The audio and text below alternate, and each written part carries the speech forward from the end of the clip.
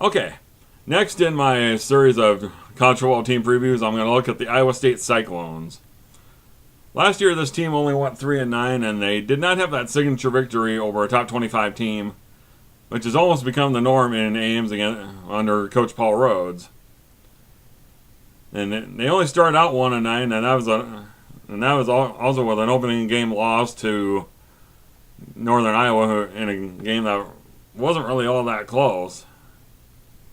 But they also had that controversial loss to Texas at home, where it looked like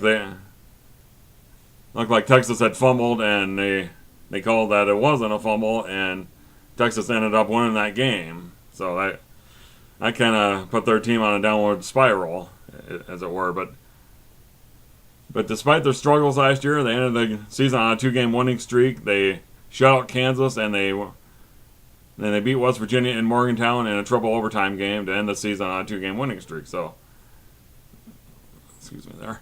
But on the offensive side of the ball, one of the biggest additions, literally and figuratively, is new offensive coordinator Mark Mangino.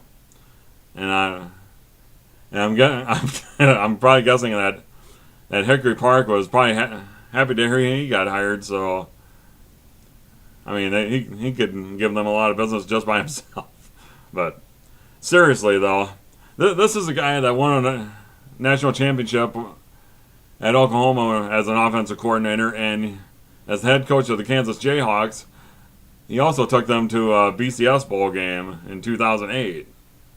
And that's pretty much saying something when you can take a team like Kansas to a BCS game, when they haven't had a lot of tradition in recent years, and considering that it's a basketball school and all. So that's pretty impressive. As far as more on the offensive side of the ball, Sam Richardson won the camp battle to become the Cyclones starting quarterback this year. However, if he were to get hurt like he did last year, or if he were to struggle, then there's always Grant Rohach, who was the quarterback on their 2 victories at the end of the season last year. And also in the mix is redshirt freshman Joel Lanning as well. And they have a lot of talented receivers coming back this year. Probably most notably tight end E.J. Bibbs, who is on a lot of all Big 12 teams as their tight end. Some other receivers that are returning are Quentin Bundridge, along with Jarvis West, who's a dangerous kick and punt returner as well, along with Dondre Daly, and also a true freshman Alan Lazard, who grew up right in their backyard in Ames. His father once played at Iowa State as well, and he's arguably the top recruit that Paul Rhodes has signed in his tenure as the Iowa State head coach. I mean, it's not every day that Iowa State beats out the likes of Notre Dame and Stanford for a top prospect like an Alan Lazard, and he figures to be in the mix for playing time as a true freshman as well.